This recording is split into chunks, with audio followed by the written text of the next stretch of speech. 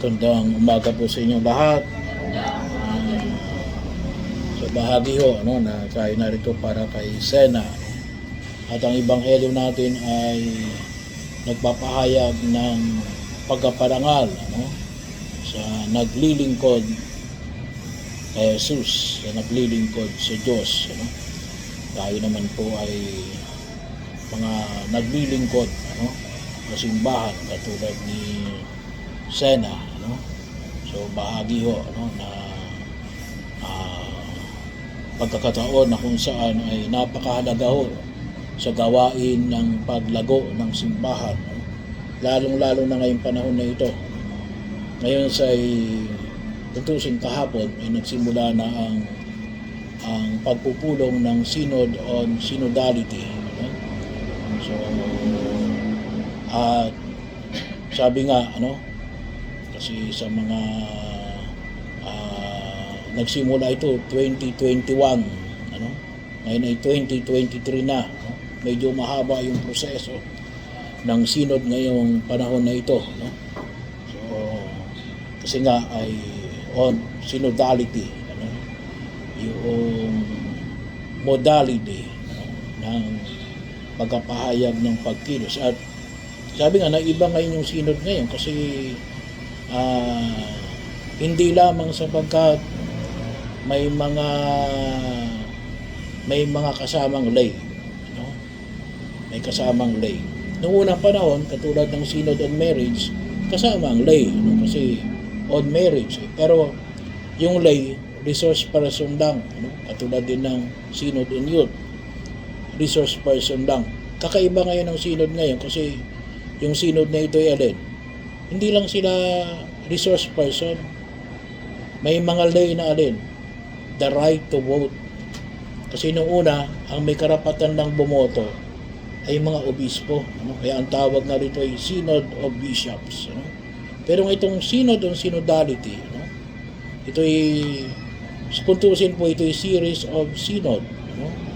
Kaya ngayong Amoris Laetitia, kung yung mapapansin, dun sa mga active sa family and life, ay lumabas ito sa Synod and Family, yung Amoris Laetitia bilang apostolic exhortation. So pero yon, nagmula yon sa Synod, ginawang apostolic exhortation.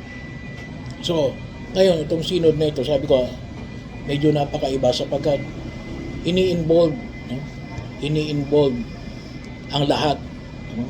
Sabi nga natin ay dito ay Synod of Inclusivity. Bakit?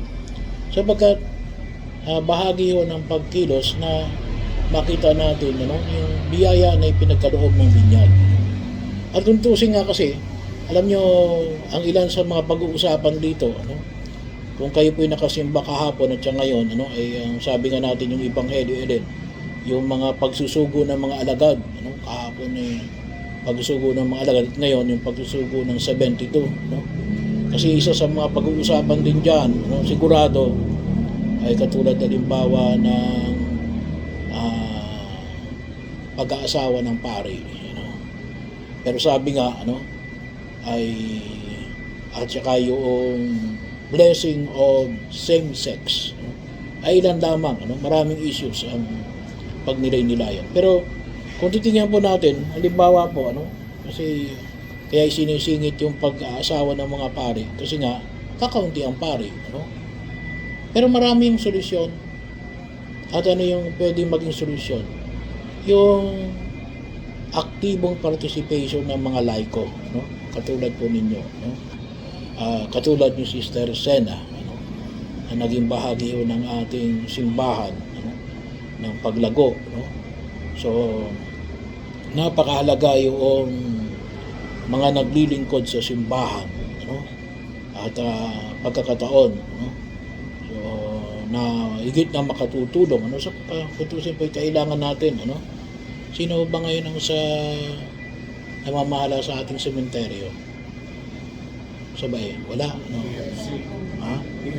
PFC. So sakto ng PFC, So alam niyo kung tuusin, alam niyo naman na kahit pa paano ay si sister at least nakatulong natin para sa pagpapasaayos ng ating sementeryo, no? Bahagi ho, no, na kailangan kasi kultusin natin tao, no, sa simbahan, no. Yun ay alam natin, kailangan natin ng tao. Ang kinakailangan natin na alin ay sana ay marami ang ma-involve, no, ang ma-involve, no. So sabi ko nga, ano, at pagkakataon na kinakailangan natin na pagtugunan ng pansin sapagkat para makatulong tayo sa pagpapahayag, ano, ng pagpapalaganap ng mabuting balita ng kaligtasan, ano. Pero yun ang isa sa mga bahagi ho, ano. Kaya kung tutuusin, isa sa mga siguro na mabigyan ng isang pagsolusyon ay yung ano, aktibong pakikilahok pa ng mga consecrated life, no? Mga madre, no? O yung mga, kung tawagin natin yung mga third orders, no? At ng mga laiko, no? Para makatulong. At ako po, higit sa lahat ay nagpapasalamat, ano? Nagpapasalamat sa inyo, no? Kay Sister Sena, no? Bilang bahagi ho ng pagtugon, ano? Kasi at sana maingganyo po natin, ano? Maingganyo natin, ano? Yung iba ay tunay na makapaglingkod, ano? Kinakailangan din natin kumuha ng mga protege, ano? Yung mga papalit sa atin, ano? Kasi alam natin na bahagi ho, ano? Na hindi naman tayo forever, ano? So kinakailangan natin na mayroong magpapatuloy, no, sa pagkilos, no? Ang kinakailangan natin yung mas maraming mga susunod na henerasyon, ano, ay mapaanyaya natin, ano. So kailangan natin, ano, kasi mahirap po, no, napakahirap ng kumuha ng mga leaders, ano. Yun ang isang problema natin sa simbahan, ano, kumuha ng leaders. Madali yung sumunod, ano. Yung uutusan mo lang, madali yun, ano.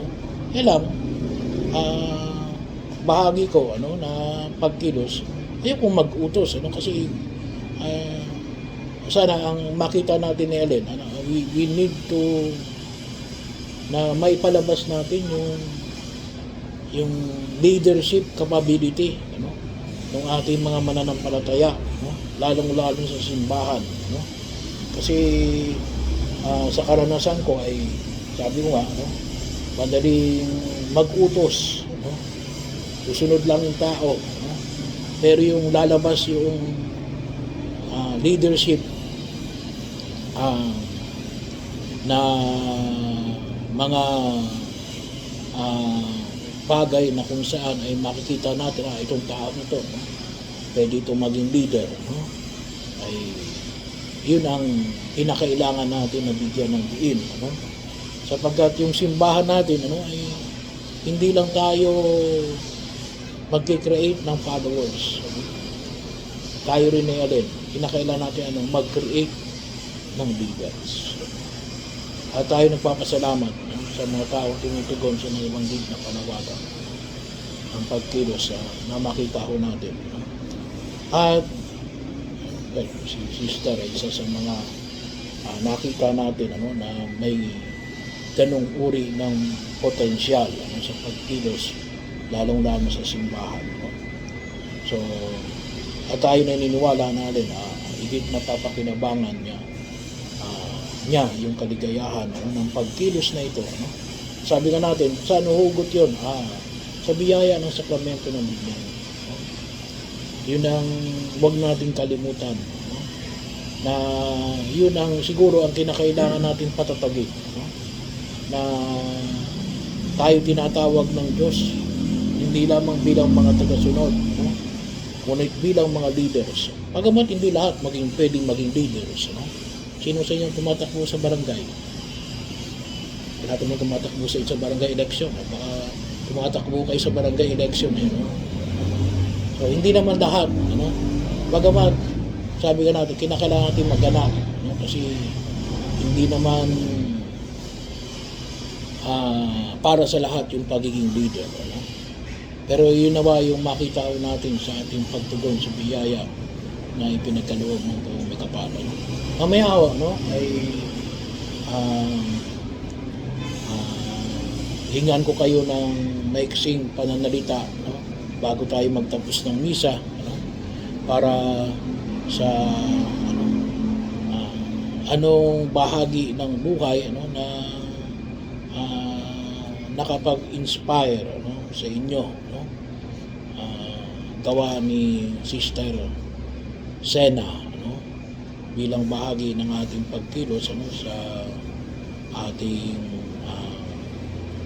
bilang mga naglilingkod at bilang mga namumuno, ano, ng simbahan, ano.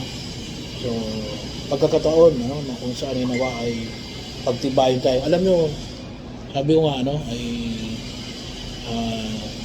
kumukuha lang din ako ng lakas kung minsan kay Sister Sena, ano, sapagkat sabi ko hindi ako sanay na pumunta sa dito, no? Bagamat may bahay kami dyan, ano, sa Parang, ano? Hindi ako nagpupunta dyan, ano, kasi hindi ako marunong talaga magbiyahe, ano, ay ang mga kapatid ko nagpupunta sa akin, ano. So nag-meet lang kami siguro mga 3 weeks ago, ano. Ako yung kanilang pinuntahan, ano, pinupuntahan.